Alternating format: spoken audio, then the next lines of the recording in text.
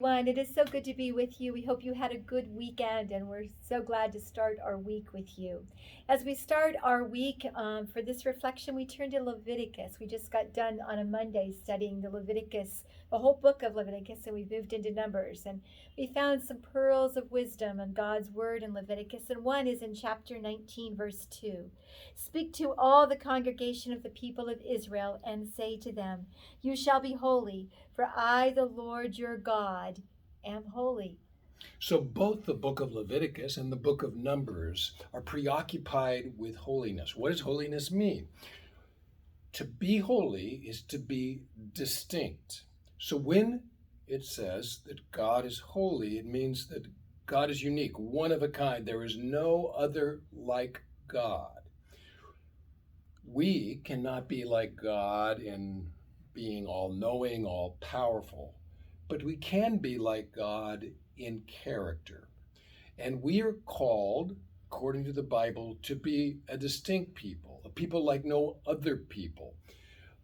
We are to be more fair minded than in any other group, more generous than any other group, kinder than any other group, uh, more respectful, more generous, if I haven't said that already. It's a calling to be different, to swim against the tide of the culture, and to represent an alternative way of life. And so when people get to know you, do they scratch their head and say, what's that person doing? That doesn't make any sense. It may not make sense to the world, but it makes sense to God. So this is a time when we're called to go counter to culture, and we're to make our way as God would have us make our way, even if it doesn't make sense to our neighbor. And it commends God to our neighbor. I became a Christian in college because I met some men that had something different about them that I was very drawn to. And I knew I didn't have it, and I wanted it. And they said they got it by being committed to God. And it gave me a motivation to see God myself.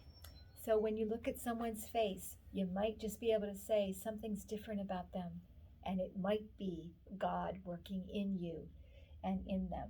So look for those moments of holiness for your life and in the lives of others, and we will see you on Wednesday. Bye-bye. God bless you.